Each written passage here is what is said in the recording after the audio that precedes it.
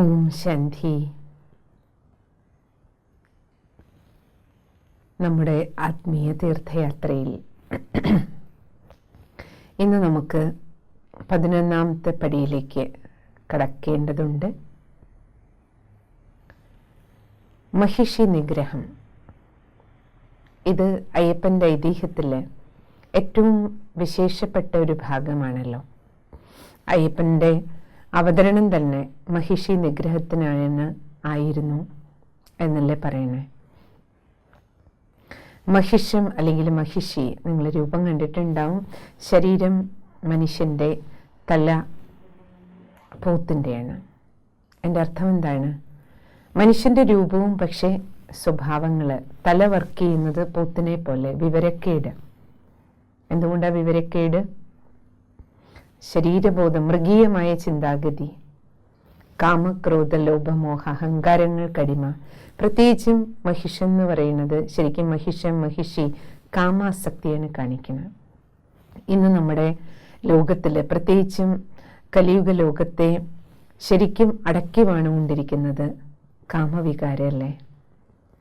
അത് കൊച്ചുകുട്ടികളാകട്ടെ, ചെറുപ്പക്കാരിലാകട്ടെ, മുതിർന്നവരിലാകട്ടെ, വ്യത്യാസമില്ലാതെ ദേഹത്തോടുള്ള ആസക്തി. അത് സ്ത്രീക്ക് പുരുഷനോടാകട്ടെ, പുരുഷൻ സ്ത്രീയോടാകട്ടെ, സ്ത്രീകൾക്ക് തമ്മിലാകട്ടെ, പുരുഷന്മാരോടാകട്ടെ, ദേഹത്തോടുള്ള ഈ മാംസത്തോടുള്ള ആസക്തി കൊണ്ട്, ആകർഷണം കൊണ്ട് എന്തെല്ലാം തരത്തിലുള്ള അക്രമങ്ങളും അനീതികളും കൊലപാതകങ്ങളും ബുദ്ധിമുട്ടുകളും പ്രശ്നങ്ങളുമാണ്. ആത്മഹത്യകൾ എത്രയും നടന്നുകൊണ്ടിരിക്കുന്നത്.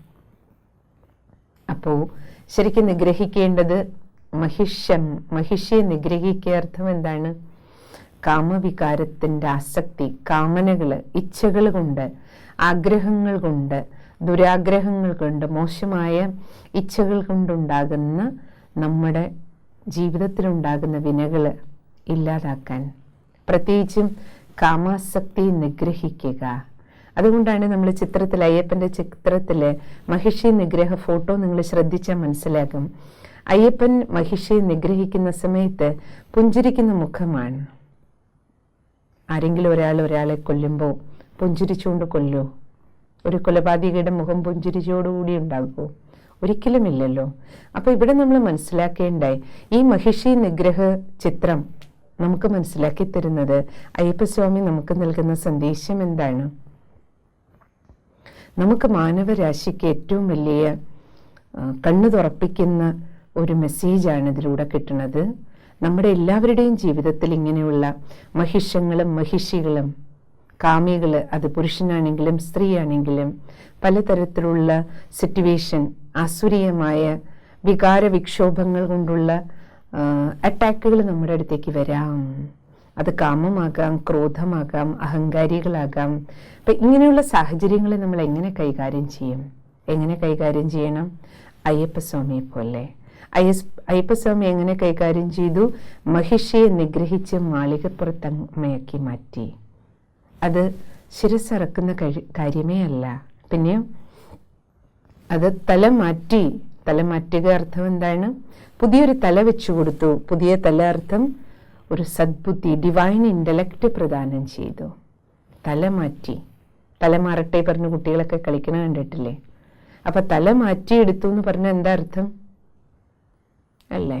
പുതിയ തല, വിവേകം ഉണ്ടാക്കി കൊടുത്തു, ദിവ്യബുദ്ധി പ്രദാനം ചെയ്തു. ദിവ്യബുദ്ധി എവിടുന്നാണ് കിട്ടണത്? ജ്ഞാനത്തിലൂടെയാണ്. അതാണ് സത്സംഗത്തിൻ്റെ ആവശ്യം, ആധ്യാത്മിക ജ്ഞാനത്തിൻ്റെ. ബ്രഹ്മകുമാരീസ് ഈശ്വരീയ വിശ്വവിദ്യാലയത്തിലും ഒരു ദിവസം പോലും ഹോളിഡേ ഇല്ല. നിത്യ സത്സംഗമുണ്ട്. ഈശ്വരൻ്റെ മഹാവാക്യങ്ങളാണ് ഇവിടെ നമുക്ക് ജ്ഞാനമായിട്ട് കിട്ടണത്. ജ്ഞാനത്തിലൂടെ നമുക്ക് ബലം കിട്ടും. ജ്ഞാനത്തിൻ്റെ ഓരോ പോയിന്റുകളും, ആധ്യാത്മിക ജ്ഞാനത്തിലെ ഓരോ ജ്ഞാനബിന്ദുക്കളും നമുക്ക് ഓരോ ആയുധം പോലെയാണ്. ഇപ്പം ഉദാഹരണത്തിന്, നമുക്കിപ്പോൾ ഒരാൾക്ക് ദേഷ്യം വരികയാണ്.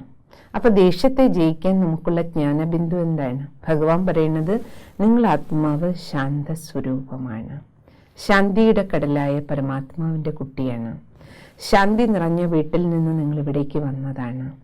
നിങ്ങൾക്ക് ഈ ശരീരം തന്നിരിക്കുന്ന ശാന്തിയോടുകൂടി കാര്യങ്ങൾ ചെയ്യാനാണ്.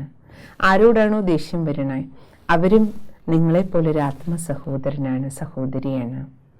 അല്പസമയം, നിമിഷങ്ങൾ 1 മിനിറ്റ് 60 സെക്കൻഡ് സമയം നമ്മൾ നമ്മുടെ ഉള്ളിൽ ഈ ശ്രേഷ്ഠ വിചാരങ്ങൾ കൊണ്ടുവന്നാൽ നമ്മുടെ മനസ്സൊന്ന് കാമാകും, ക്വയറ്റാകും, ശീതളമാകും.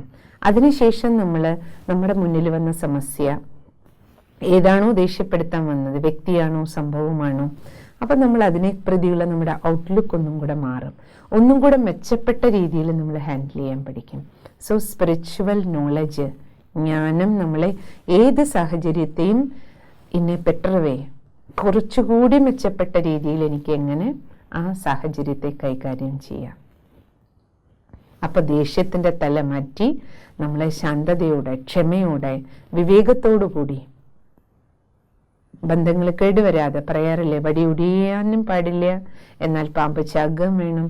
സാഹചര്യങ്ങളെ നമുക്ക് തരണം ചെയ്യണം, പക്ഷെ വടി ഒടിയാതെ തരണം ചെയ്യുക, അത് ഏറ്റവും പ്രധാനപ്പെട്ട കാര്യമാണ്. ദേഷ്യപ്പെട്ട് നമ്മുടെ മനസ്സും കേടുവരുത്തി, ശരീരവും കേടുവരുത്തി, ബന്ധങ്ങളും കേടുവരുത്തി, അന്തരീക്ഷമാകെ തകർത്തുടച്ച് നമ്മളാകെ മൂഡ് ഓഫ് ആയിട്ട് പിന്നെ നമ്മൾ അങ്ങനെ പ്രശ്നങ്ങളെ പരിഹരിക്കുന്നതിലൂടെ യഥാർത്ഥത്തിൽ നമുക്ക് ഒരു സമാധാനവും ശാന്തിയും ഉണ്ടാവില്ലല്ലോ, അല്ലേ?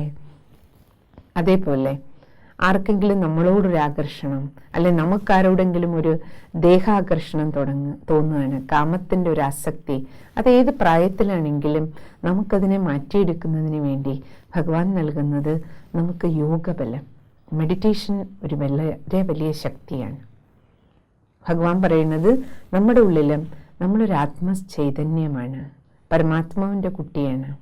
ആരോടാണോ നമുക്കൊരു ആസക്തി തോന്നുന്നത്, ആകർഷണം തോന്നുന്നത്, അവരെയും ദേഹത്തിൻ്റെ രൂപത്തിൽ കാണുന്നത് കൊണ്ടാണ്. പക്ഷെ ആത്മീയ ദൃഷ്ടിയോടുകൂടി ഒന്ന് കാണൂ, മൂന്നാം കണ്ണൊന്ന് തുറന്നിട്ട് ആത്മബോധത്തിലിരുന്ന് പരമാത്മാവിൻ്റെ കുട്ടികളായിട്ട് ഓരോരുത്തരെയും കാണാൻ തുടങ്ങിയാൽ നമുക്ക് ആ ദേഹത്തോട് മാംസത്തോടുണ്ടായ ആകർഷണം മാറും. ആ ദുർഗന്ധം അങ്ങോട്ട് മാറിയിട്ട് നമുക്ക് പുതിയൊരു തല, എൻ്റെ ആത്മബന്ധു, ഈ ശരീരത്തിനുള്ളിലിരിക്കുന്നതും ആത്മസഹോദരനാണ്. അവരുടെയും ഭ്രൂമധ്യത്തിലെ ശുദ്ധ പവിത്ര ആത്മാവിനെ കാണാൻ തുടങ്ങുമ്പോൾ ആ യോഗബലം, ആത്മീയ ദൃഷ്ടി കൊണ്ട് തന്നെ നമുക്കൊരു പുതിയ കാഴ്ചപ്പാട് വന്നു. ആത്മബന്ധു എന്ന് പറയുമ്പോൾ ആത്മീയമായൊരു സാഹോദര്യം, പവിത്രമായൊരു സാഹോദര്യ ബന്ധം നമുക്ക് ഓർമ്മ വരും. ആ പവിത്രതയുടെ ചരട് നമ്മളെ, ആ പവിത്രതയുടെ ചരട് നമ്മൾക്കൊരു രക്ഷാകവചമായി മാറും ആത്മീയ ദൃഷ്ടിയിലൂടെ. ഇപ്രകാരം ദൃഷ്ടി വൃത്തിയിലുണ്ടാകുന്ന പരിവർത്തനം, അതിനെയാണ് നിഗ്രഹമായി കാണിച്ചിരിക്കുന്നത്. പറയാറില്ലേ ചിത്തവൃത്തി നിരോധം യോഗം എന്നാണ് പറയുന്നത്. അപ്പം മെഡിറ്റേഷനിലൂടെ നമ്മുടെ ചിത്തവൃത്തികളിൽ, മനോഭാവത്തിലെ പരിവർത്തനമാണ് ഉണ്ടാകുന്നത്. ഇപ്രകാരം നമുക്ക് ജ്ഞാനബലം, യോഗബലം, പവിത്രതയുടെ ബലം, ആത്മീയ ദൃഷ്ടി, ഇപ്രകാരമുള്ള സ്പിരിച്വൽ ടൂൾസ് ഉപയോഗിച്ച് നമ്മുടെ ചിന്താഗതികളിലും നമ്മുടെ തീരുമാനങ്ങളിലും പ്രശ്നപരിഹാര രീതികളിലും മാറ്റം കൊണ്ടുവരിക. അതാണ് കാണിച്ചിരിക്കുന്ന അയ്യപ്പസ്വാമി മഹിഷിയെ നിഗ്രഹിച്ച് മാളികപ്പുറത്തമ്മയാക്കി എന്ന് പറഞ്ഞാൽ എന്താ അർത്ഥം? നമുക്ക് നമ്മുടെ നെഗറ്റീവായിട്ടുള്ള ഫീലിങ്ങുകളെ മാറ്റി എങ്ങനെ പോസിറ്റീവ് ഫീലിങ്സിലേക്ക് വരാം. പോസിറ്റീവ് ഫീലിങ്സ് എനർജി ഉള്ളതാകും. സ്പിരിച്വൽ ടൂൾസ് ഉപയോഗിച്ച് നെഗറ്റീവ് സിറ്റുവേഷനെ എങ്ങനെ നമുക്കൊരു പോസിറ്റീവ് വേയിൽ നമുക്ക് കൈകാര്യം ചെയ്യാം, നമുക്ക് നമ്മുടെ തലയെ എങ്ങനെ മാറ്റാം, മറ്റുള്ള വിക്ഷോഭത്തോടു കൂടി വിക്ഷോഭങ്ങളുമായി നമ്മുടെ അടുത്തേക്ക് വരുന്ന ആൾക്കാർ, അവരുടെ തലകളിൽ പോലും ഒരു മാറ്റം എങ്ങനെ ഉണ്ടാകാം. ഇപ്പം നമ്മൾ പ്രത്യേകിച്ച് സ്ത്രീകളാകുമ്പോൾ നമുക്ക് ഒറ്റയ്ക്ക് സ്കൂളിലോ കോളേജിലോ ഓഫീസിലോ എല്ലായിടവും സഞ്ചരിക്കേണ്ടി വരും.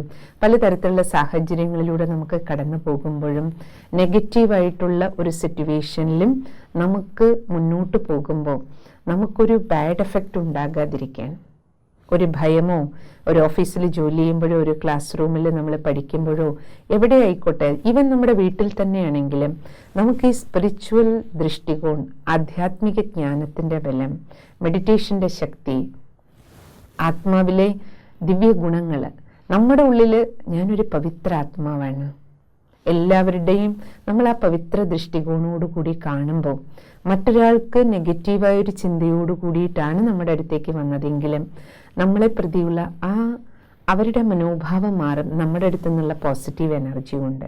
നമ്മൾ കണ്ടിട്ടില്ലേ, ഒരു അമ്പ് അവിടെ നിന്ന് ഇങ്ങോട്ട് വരുന്നു, ഇവിടെ നിന്ന് ഒരു അമ്പ് അങ്ങോട്ട് പോകുന്നു, അത് ന്യൂട്രലൈസ് ആകണു ആകാശത്തിൽ വെച്ച്.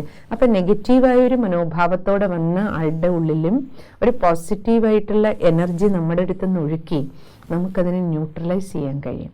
അപ്പം നമ്മൾ ബ്രഹ്മകുമാരി സഹോദരിമാരെ തന്നെ നിങ്ങൾ നോക്കിക്കോളൂ.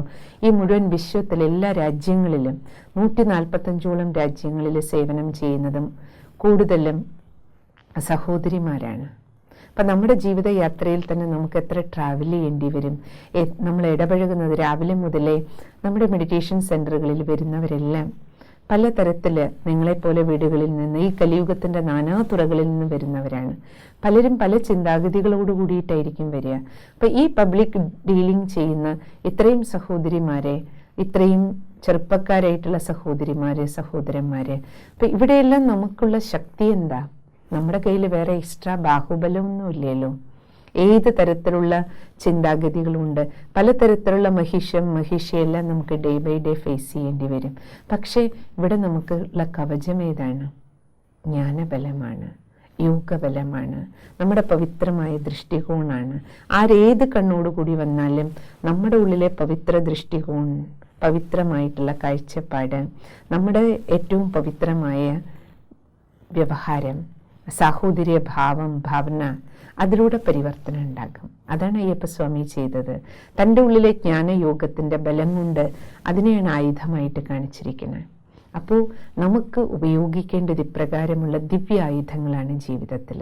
എത്രത്തോളം ദിവ്യായുധം ഉപയോഗിക്കുന്നു നമുക്ക് തലമാറ്റാൻ കഴിയും. നമ്മുടെയും വിചാരധാരയിലെ പരിവർത്തനം കൊണ്ടുവരാൻ പറ്റും, മറ്റുള്ളവരുടെയും വിചാരധാരയിൽ പരിവർത്തനം കൊണ്ടുവരാം. അതിനെയാണ് തല മാറ്റിയിട്ട് മാളികപ്പുറത്തമ്മയാക്കി കൂടെ ഇരുത്തിയിരിക്കുക. അതായത് നമുക്ക് കുടുംബത്തിൽ നിന്നാണെങ്കിലും എവിടെ നിന്നാണെങ്കിലും ഓടിപ്പോകാൻ പറ്റില്ല. നമുക്ക് ബന്ധങ്ങളെ നിറവേറ്റണം. ഒരു കോളേജിൽ അഡ്മിഷൻ കിട്ടി അവിടെ നമുക്ക് പഠിക്കണം. ഇനിയൊരു ജോലി സ്ഥലത്ത് പല ടൈപ്പ് ആൾക്കാരുണ്ട് പറഞ്ഞ് നമുക്ക് എത്ര സ്ഥലത്തേക്ക് ട്രാൻസ്ഫർ വാങ്ങാൻ പറ്റും? ഈ കോളേജിൽ പറ്റില്ല, അല്ലെങ്കിൽ ഈ ജോലി സ്ഥലത്ത് പറ്റില്ല. നമുക്ക് എത്ര സ്ഥലത്ത് എവിടെ പോയാലും നമുക്ക് എല്ലാ തരത്തിലുള്ള സ്വഭാവ സംസ്കാരങ്ങളുടെയും ഒരു ഫോട്ടോസ്റ്റാറ്റ് ആൾക്കാരുണ്ടാവും അല്ലേ? അപ്പം നമുക്ക് ജീവിതത്തിൽ നിന്ന് ഒളിച്ചോടാൻ പറ്റില്ല, സ്ഥലത്തു നിന്ന് ഒളിച്ചോടാൻ പറ്റില്ല. അപ്പം ചെയ്യാൻ പറ്റുന്നത് എന്താണ്? നമുക്കുള്ള രക്ഷാകവചം തയ്യാറാക്കുക.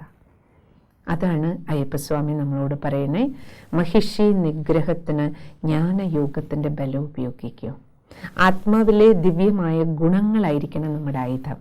അതാണ് നമ്മുടെ ദേവിമാർക്കൊക്കെ 7-8 കൈകൾ, ഓരോ കൈകളിലും ഓരോ ആയുധം കാണിച്ചിട്ടില്ലേ? അപ്പം അതേതാണ്? ഇപ്പം ക്ലിയർ ആയില്ലേ? ആത്മാവിലുള്ളത് സദോ ഗുണങ്ങളുടെ ആയുധമാണ്. നമ്മുടെ ഓരോരുത്തരുടെ ഉള്ളിലുള്ള ആത്മാവിലെ ബലം ശക്തികളാണ്. സഹിക്കാൻ, ക്ഷമിക്കാൻ, അഡ്ജസ്റ്റ് ചെയ്യാൻ അല്ല. ഏത് സമയത്ത് ഏത് ശക്തികളെയാണ് കാര്യത്തിൽ ഉപയോഗിക്കേണ്ടത്, ഏത് സമയത്ത് ഏത് സദ്ഗുണത്തെയാണ് ഉപയോഗിക്കേണ്ടത്. അപ്പം ജ്ഞാനം, ഗുണം, ശക്തി, ഈ പവർ ഉപയോഗിച്ച്, ഈ ദിവ്യായുധങ്ങൾ ഉപയോഗിച്ച് നമുക്ക് ജീവിതത്തിൽ എന്ത് ചെയ്യാം? ഏത് തരത്തിലുള്ള ആൾക്കാരാണെങ്കിലും അവരുടെ കൂടെ ചിലപ്പോൾ നമുക്ക് ചില ബന്ധങ്ങളൊന്നും മുറിക്കാൻ പറ്റുന്നതല്ലല്ലോ. ചില ആൾക്കാരോടൊപ്പം നമുക്ക് ചേർന്ന് പോകേണ്ടി വരും, അഡ്ജസ്റ്റ് ചെയ്ത് പോകേണ്ടി വരും. പക്ഷേ അവിടെ എന്ന് വെച്ചാൽ മഹിഷത്തോടൊപ്പം ചേർന്ന് പോകാൻ പറ്റില്ല. പക്ഷേ മഹിഷത്തെ മാളികപ്പുറത്തമ്മയാക്കി മാറ്റുക. അർത്ഥം നെഗറ്റിവിറ്റിയെ പോസിറ്റിവിറ്റിയിലേക്ക് പരിവർത്തനപ്പെടുത്തി അനുകൂലമായൊരു സാഹചര്യം, അന്തരീക്ഷം സൃഷ്ടിക്കുക. എങ്കിൽ മാത്രമേ നമ്മുടെ ഉള്ളിൽ നിന്നുണ്ടാകുന്ന ആ പോസിറ്റീവ് വൈബ്രേഷൻ എനർജി കൊണ്ട് അവർക്ക് നമ്മളെ പ്രതി ഉണ്ടാകുന്ന മനോഭാവത്തിൽ നമുക്കൊരു മാറ്റം കൊണ്ടുവരാൻ കഴിയും. അങ്ങനെ നമുക്ക് ഇന്ന് പ്രത്യേകിച്ചും കലിയുഗ ലോകത്തിലെ ഏത് തരത്തിലുള്ള മനോഭാവക്കാരോടൊപ്പം ആ ഒരു ദിവ്യായുധങ്ങൾ ഉപയോഗിച്ച് ജീവിതത്തെ തരണം ചെയ്യാൻ പഠിക്കാം. ഒരു നിമിഷം നമുക്ക് ധ്യാനത്തിലിരിക്കാം. അങ്ങനെ നമ്മുടെ 11ാമത്തെ പടി ദിവ്യായുധങ്ങളുടെ ശക്തി ഉപയോഗിച്ച് ജീവിതത്തിലുണ്ടാകുന്ന മഹിഷം, മഹിഷി, എല്ലാ ആസുരീയ സ്വഭാവ സംസ്കാരങ്ങളെയും നെഗറ്റീവ് സിറ്റുവേഷനെയും തരണം ചെയ്യാൻ ആത്മീയതയുടെ ബലം, പവിത്രമായ ദൃഷ്ടികോണിൻ്റെ ബലം, ആത്മാവിലെ ശക്തികളുടെ ബലം ഉപയോഗിച്ച് ഒരു ജ്ഞാനി യോഗിയായി ജീവിച്ചുകൊണ്ട് ഗുണങ്ങളെയും ശക്തികളെയും ആയുധങ്ങളായി ഉപയോഗിച്ച് എൻ്റെ ജീവിതത്തിൽ വരുന്ന ഓരോ ആസുരീയമായ തലകളെയും എനിക്ക് വധിച്ച് ദൈവീകമാക്കി മാറ്റണം. എൻ്റെ സ്വന്തം തലയിലും ഈ പരിവർത്തനം കൊണ്ടുവരണം.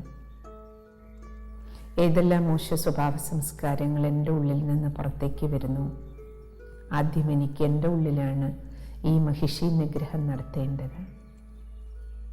പുതിയൊരു തല, പുതിയൊരു കാഴ്ചപ്പാട്, പുതിയൊരു കണ്ണ്, അകക്കണ്ണ് തുറന്ന് ആത്മീയമായൊരു ജീവിതത്തിൻ്റെ കാഴ്ചപ്പാടും വ്യവഹാരവും ആദ്യം ഞാൻ എന്നിൽ കൊണ്ടുവരും. ഇതേ ദിവ്യായുധങ്ങൾ ഉപയോഗിച്ച് ഞാൻ എല്ലാവരോടൊപ്പം ഇടപഴകും.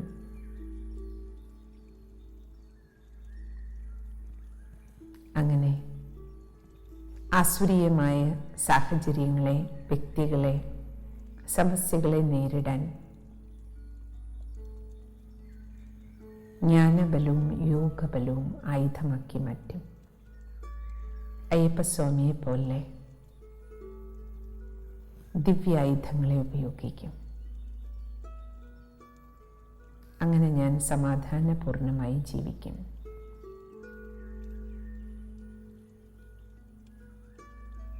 ഓം ശാന്തി.